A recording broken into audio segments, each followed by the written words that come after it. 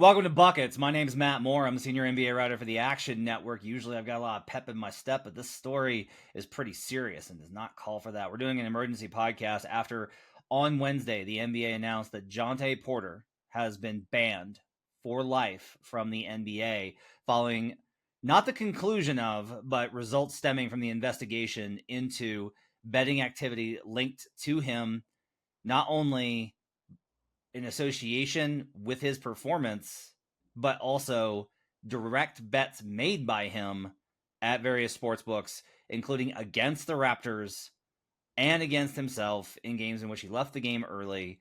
There's a lot to break down with the story. There is a lot to break down with the story. To do that, I'm going to bring on Chase Howell. He's a reporter for Action Network. You can catch his work all over. He is on Twitter at Chase Howell, HOWELL __. Is it 2 underscores there, Chase? Is that right? 2 underscores, yep. 2 underscores. You can catch that in the podcast description as well if you want to follow more of Chase's coverage of the story. A couple days ago, Chase, in association with Matt Ribotowski, reported on Action Network about Porter's gambling prior to signing with the Raptors, including a VIP FanDuel account, which that story was absolutely stunning. You need to go ahead and read up on that as well. He placed over 1,000 wagers at a sportsbook. Quote, he was firing all of the time, the source told Action Network and Chase. He bet $59,094 on NBA games using an associates betting account, including 3 Toronto Raptors games, including a game in which he bet against the Raptors. There's a lot to get to in this story. Chase, the way I've kind of been thinking about it since the news came down, diagnosing it, not surprised at all that Jontay was banned for life. Like, the league soft launched this almost immediately with, there was reports like, hey, he could face like being banned for life in the reports from various reporters. Adam Silver said that was absolutely on the table. The minute that Silver said that, I was pretty much like, there goes Jontay. That said, what to you is the biggest kind of key takeaway from the NBA's release of their findings today? Oh, great question. First of all, Matt, thanks for having me on. I think the fact that it's clear that he had partnered up, or whatever word you want to use, with some people that were trying to get on his unders. I think there was just so much evidence, and even right away, it didn't take very long for the NBA to release a few things a few days after that March, I can't remember 20th. the date, but the second game. Yeah, March 20th game. And just with the amount of money that people were trying to get down on this game, on really both games, the one in January as well, but they were trying to get down 5 digits, and we seem to think that when you're betting NBA player props, you're not very often trying to get down 5 digits. And one way that they were able to get it down, which I thought was interesting, or at least what we're assuming right now, is actually through live betting. So one of whoever he was talking to, ended up getting on him right at the start of the game, which is important to note because the limits go way up for live betting player props and live betting same game parlays. So if he tried to do it before the game, he would not have been able to get. He tried to get down $80,000, which DraftKings obviously was like, "There's no way you're going to be able to get down $80,000 on this same game parlay." But I do think that part was interesting as well. So now we found out they were trying to make some serious money off of Jontay's illness or whatever, even if he had an illness, but whatever it was.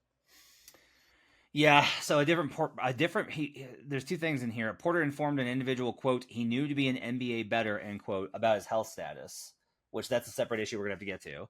A different person who Porter knew to be an NBA bettor then placed an $80,000 parlay to win $1.1 million on Porter to underperform several different prop bets in one game. I assume was this a live same game parlay? Yeah, so that one was live. That was after the game started. I will say that this is an area where like I was wrong, and I gotta like cop to that, which is like I didn't think they would be able to get that much down on this kind of a bet. Like I thought there was no way because of what you said, like a pregame bet on Jontay Porter prop at that value. I didn't think they'd even be able to, like, there was no way I thought the book would accept that. So it's interesting that an in-game bet they were willing to accept more from this particular account. Obviously, it wound up netting them and getting like being alerted, set off alarms. That went to the NBA, they investigated, and here we are. In many ways, if you're somebody that bets continuously on the NBA and you want to feel like there's confidence, and that's obviously going to be that's going to be the biggest conversation over the next couple of days. Is about the integrity. What does this mean? Is this happening? All these types of things. I'm not going to sit here on a Action Network betting podcast and talk about like this is like so great. It is important just to note that the system worked as intended here. This was a blatant, very stupid, just incredibly stupid approach to trying to bet massive sums of money on props that were clearly going to be suspect. Like, it's one thing if it's like Joel Embiid over 30 points, right? Like, there's subtleties to that, and they'll probably take a little bit more given the amount of money that Joel Embiid makes. You're betting this much on a Jontay Porter prop, that alone is going to set off alarms. The way this happened was so transparent, it's not surprising it got caught. But that said, it did get caught. The proper mechanisms worked here with not only DraftKings and the sports books that were affiliated and associated with this incident, and not only the league, but the state regulatory agencies and the intermediaries they use to monitor. That system worked in order to both to flag this, investigate, and ultimately ban Porter based on the findings. Yeah, I don't think many casual bettors or people that don't bet at all really understand how this operates, that it is very difficult to sneak something in there. Right. Everybody is monitoring these types of things. And if you're trying to bet a high amount of money, somebody's going to alert somebody, and you're just not going to be able to get away with it. Now, that's the reason why legal sports betting is good in the United States, is because it's way more regulated. Obviously, there's some issues with that. I know you were debating some people on Twitter today about whether, the whole veracity of legal sports betting. But had this happened on an offshore book, which it probably could have also happened on an offshore book, especially from some of the reporting I've done, I don't think we find out about this, and I don't think that this happens this quickly. There's a lot to kind of get to here. I think the next kind of big question I have is, you reported along with Matt Rapatowski about all the bets that he was making when he was with the G League and how much money was involved in that. And you reported millions of dollars in total from 2021 to 2023. The league, in handing down their decision today, also found that while Porter was in the G League with the Raptors, he bet $54,094 on NBA games using an associate's betting account, including 3 Raptors games, and one in which he bet against them and they won, which again needs to be kind of noted. Not only did he do this, but it wasn't successful in doing so. I'll say this. I think there are way more questions. And that to me was honestly a big part of when I read the statement this morning from the league. That was one of my big key takeaways early, was the league says in the statement that this is not the conclusion of the matter. This investigation is not closed. I really can't stress to you how important this part is. These findings are based on the information available to league investigators at this time. The league's investigation remains open and may result in further findings. The NBA has shared and will continue to share information with federal prosecutors about this matter. This is extremely bad in all sorts of ways. I think among them, one of the big questions that is raised here is Porter was doing G League jobs, which do not pay. Those contracts are short, and they are for a matter of a couple of tens of thousands of dollars. These contracts are not big. The two-way contract that he had is not substantial with the Raptors. And so if he was betting multiple millions of dollars on these games, and a question that I think has to be asked that I want to be very clear, we do not know the answer to and can't speculate, but I do have a question of where is this income coming from? Where is he getting that money?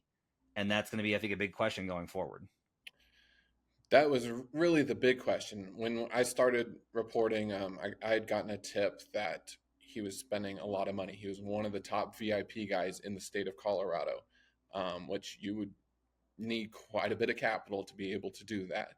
And obviously, you can go ahead and make assumptions. I'm not going to make any assumptions, but it seems like he comes from a family that is pretty wealthy, even if you threw out Michael Porter Jr.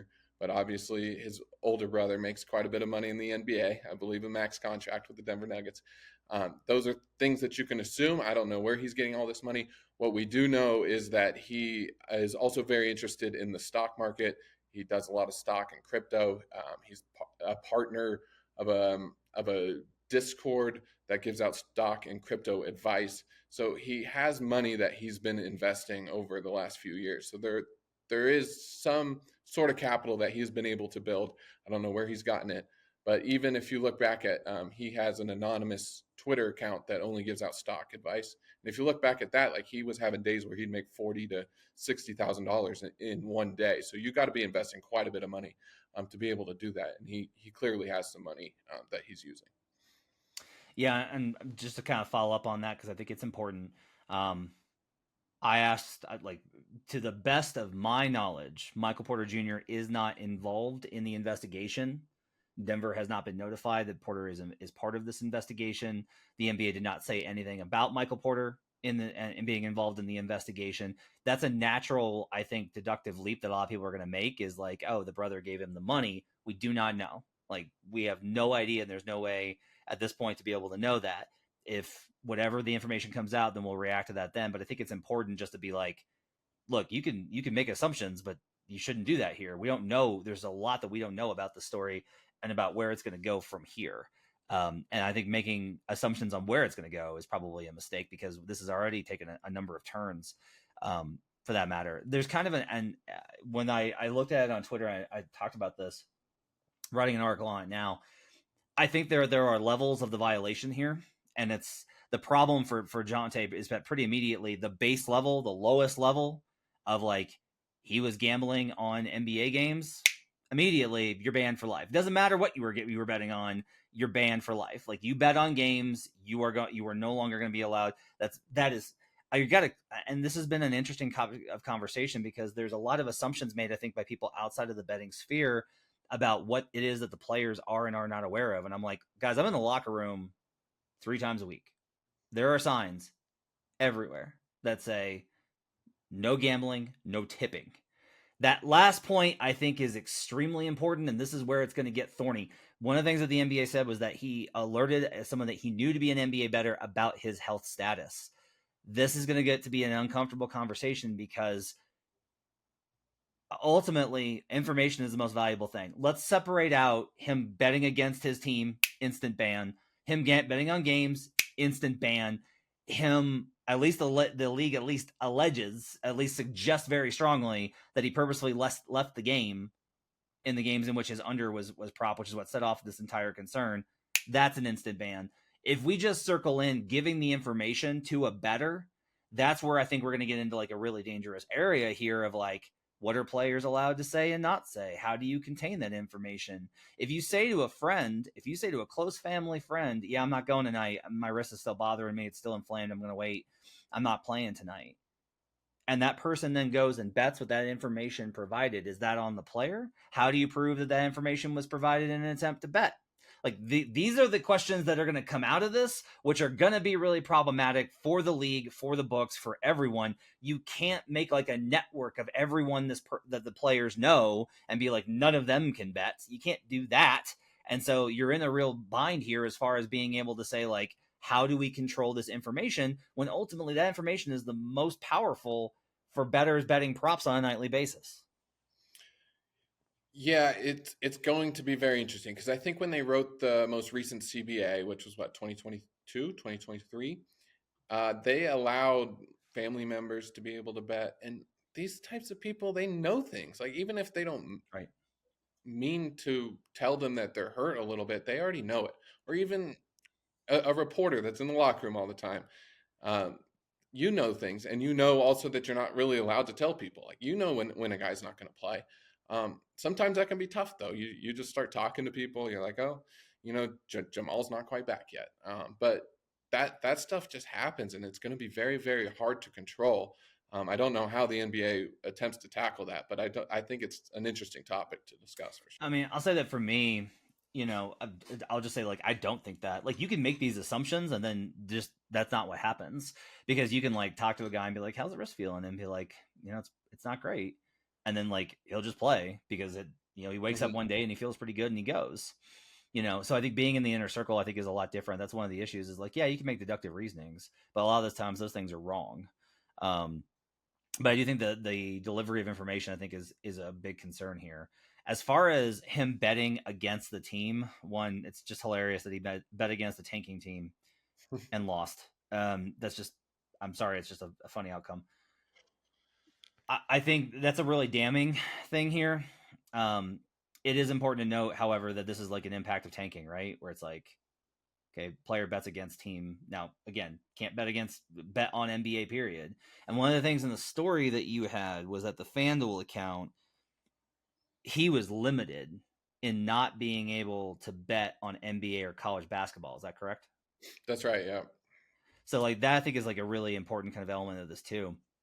That the accounts which Jontay Porter operated in like open discussion with the books, like he was limited during this time from betting on Raptors games, which is why he had to go to alternate accounts to do that or go through an associate to place those bets. And like that's, you know, these rules are in place specifically to prevent that, and going around those endeavors I think is a real problem. But it also just brings up the problem of like the question of the integrity of the game here is, it shows you how low the bar is, because it's like him betting against the Raptors. Jontay Porter cannot in my opinion, like it is almost impossible for him to be able to influence the outcome of these games. And he didn't play in the games he bet against anyway. Like he wasn't in the rotation. And so it's like he wasn't actively influenced. Now that does, again, I want to be very clear. It's not like, well, it's fine because he bet against them, but he didn't play. Like, no, he bet on the NBA. He's gone. Again, baseline level. This is not complicated.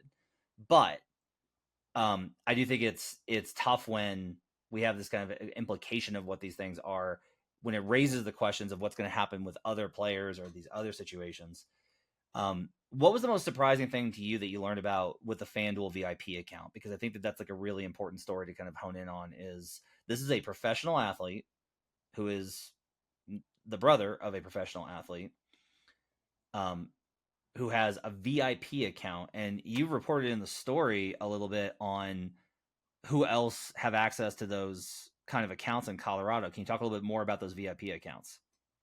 Yeah. So I think there's a few things to address there. For one, you mentioned it earlier, but once the book had realized that it's Jontay Porter, he goes through all of the different background checks. The KYC is what they like to call it, the Know Your Customer.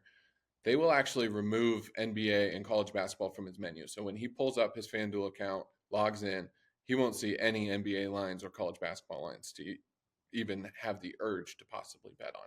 So that is the reason why he wasn't able to bet on his own team in this instance. The most interesting thing that I found out is probably just how often he wanted to get action done. And I talked to multiple sources. Like this is a guy that was betting pretty much every day, and it wasn't at a high amount. I don't think he had really any bets that were even in the 5 digits. He's not betting 6 digit numbers. He's betting every day. Um, and yeah, we wrote millions in the story.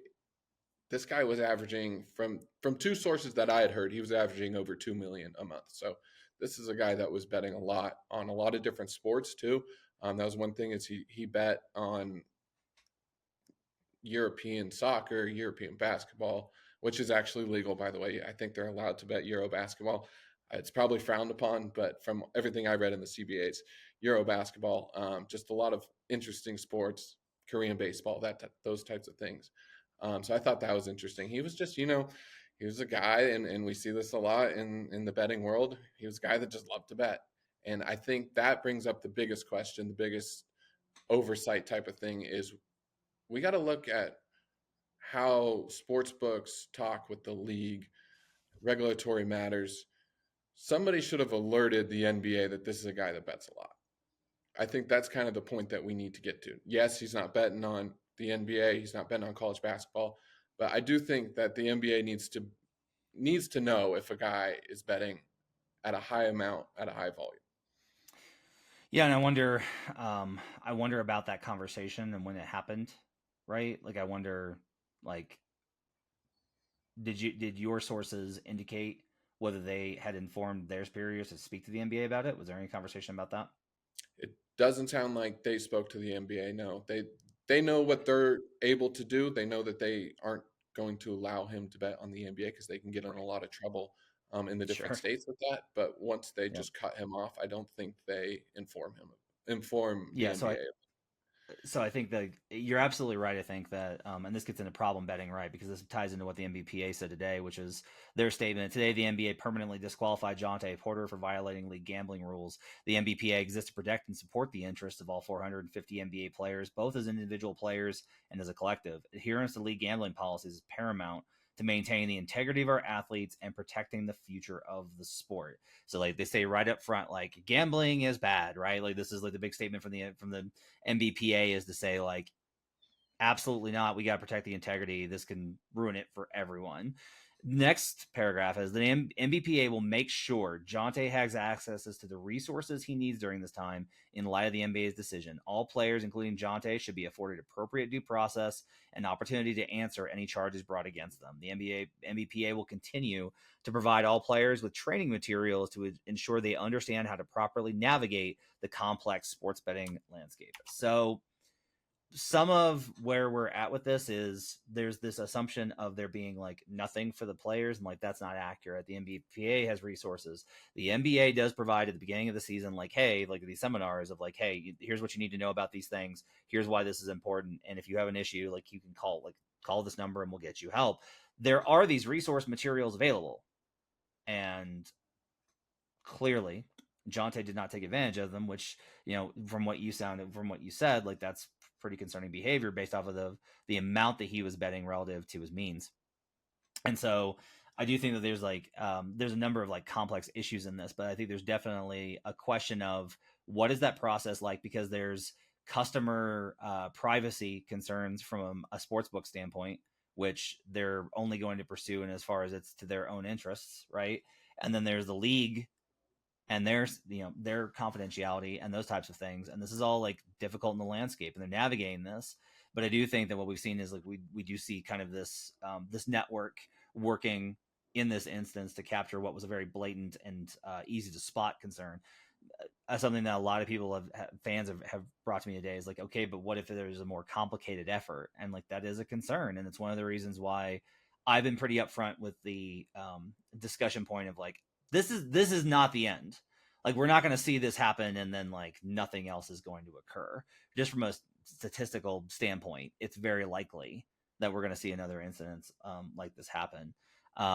When you look at this conversation and what you found in the reporting, I don't think there's any, I would assume you're not surprised that Porter was given a lifetime suspension today, right? No, and I think I guess the timing kind of worked out, but obviously in our story that we reported on the Network, we said he didn't bet any NBA or college basketball, but this is a guy that had a pretty good understanding of how the sports betting world operated. He did it often. Once you kind of set that bar, I think you can realize that he was likely involved with all the evidence that we had already gotten about what happened in those two games. I think it became pretty clear that he was probably involved in those two games, and I think that's obvious at that point that he's probably going to get the lifetime ban. I think we're also probably going to see, the league mentioned federal prosecutors. This is efforts to get around those policies, and that's gonna be a legal matter, which is a whole other issue for Jontay Porter. I think for the leagues going forward, this is going to spark a big conversation about their connection and relationship with sports books. I'm not sure how much that is going to be based off of fact and reality, and how much that's just going to be based off of public sentiment. The bigger thing I think that's going to be called into question, though, is going to be from speaking to people in the league. I'm aware of like player props have always been a touchy subject for them. It's a massive moneymaker, obviously, for the sports books. It's why they're promoted so heavily. And there's so much industry around it. The league has always kind of been, from the very beginning, before legalization, the league was very much like concerned about what was going to be allowed, what props were going to be allowed, what players, what limits. And that to me, I think is going to be, if there's an outcome of this in terms of, we get to talk in not generalities and moral questions here on the pod, we get to actually deal with the details here. A large question I think that's going to be going forward is there going to be further requests from the league to restrict certain types of prop bets that are available for certain players? Because I do think that this is kind of proof of, when you have highly volatile props in terms of these role players on various teams that are not making, like, one of the big things here is that, from a logical standpoint, while more money is always better to everyone, it seems it is highly unlikely for a player on a $35 million contract a year to risk what was done in this case is for the amount of money that was made here, even with it being more than I expected. But these lower level players, that's going to be the concern. And so I do kind of wonder if we're going to see changes in the prop market going forward when it comes to these types of players, whether it's purely in terms of the base amount that is allowed to be limited or the props that are made available. Because I do think, like, we're going to see the markets will not be the same, I don't think, after what happened today. I think that is coming. There's going to be changes. We already see it with college sports. All the different states are starting to ban college player props. And obviously, that's a completely different issue with the amount of money that college players are making, even though it's going up compared to professional athletes.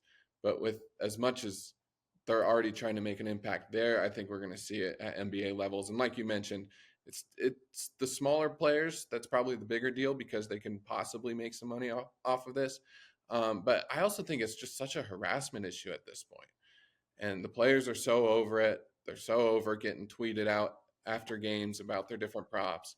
And I know that these sports books are going to fight hard to try to keep it because they make so much money.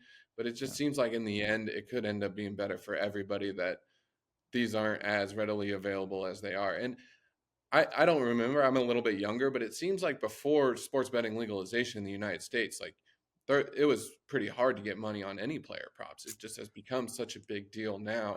It was heading in that direction. I'll say that. I think it was heading in Yeah. that direction. The other thing I would kind of say is, as always with these things, I just think, look, I'm fine if you're somebody that just consumes sports for fun and you listen to this podcast because you like the NBA and you like betting a little bit, but you have some, concerns about the harm it can cause. I think those are valid concerns and we can talk about it. But I do think what's interesting is that a lot of times these conversations are brought from people that don't understand what the repercussions of those things are. Where it's like, one, you have to be realistic in terms of, no, the NBA wants as much money as possible and they're going to, these partnerships are too lucrative. Two, I think it's important to kind of recognize, like, this has been a big part of mine, is that there's going to be a lot of media pro clutching over this without really understanding the mechanisms, without knowing the stuff that we've talked about today, without knowing how this stuff works and what the reporting mechanisms are. And I think that we're going to see a lot of that discussion when in reality, it's like, look, if the players are like, I'm really tired of dealing with these comments, but it's like, okay, do you want a reduction in your salary based off of the BRI that sports betting provides? Well, no. Like, what do you there's gonna, you can't just have the money without doing the thing. Like, that's the problem of this. And so I'm totally fine if you're like, yeah, I will take 3 million less if I could just not have to deal with this nonsense. That's I think that is a completely appropriate position to take. But we got to recognize the financial realities of these things and what it means, especially with where the league is heading. Like, they're trying to diversify their revenue streams because they know the media deal is not going to hold them up forever. Like, there are big picture concerns that this touches all over the place. That's what's so crazy about this, is like, there is Jontay Porter, a bit player on the Raptors, betting on the under on his rebounds in a late March game. And then, like, this cycles all the way up to, like, everything. And so it's going to be fascinating to see how this goes. It is a major problem for the league. It is something that the biggest thing I think the league's going to have to do is, from my perception of it, I wanted to get your thoughts on this. They almost have to prove a negative here, which is impossible to do. You have to prove that something that there's no evidence of hasn't happened. Like, they have to reassert comfort and confidence that these markets are on the up and up, that these games are on the up and up, that there is a damage to integrity this one instance is such a tiny, fractional, like ridiculously stupid scheme that was caught. But the problem is the implication opens up a world where it devalues confidence in the game and the integrity thereof. And the league's going to have to do something about that. And I don't know what that's going to be.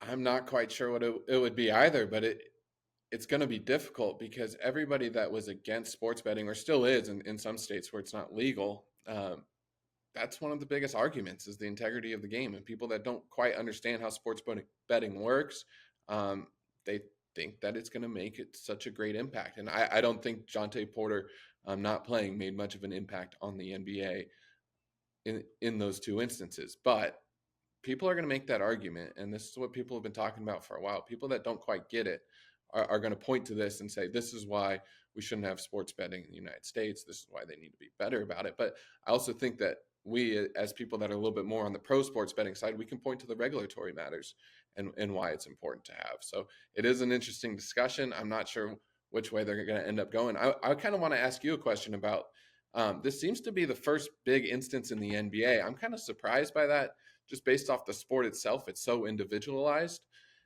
You look at football, you wouldn't see guys too worried about their player props or even the games because you have so many players on the field.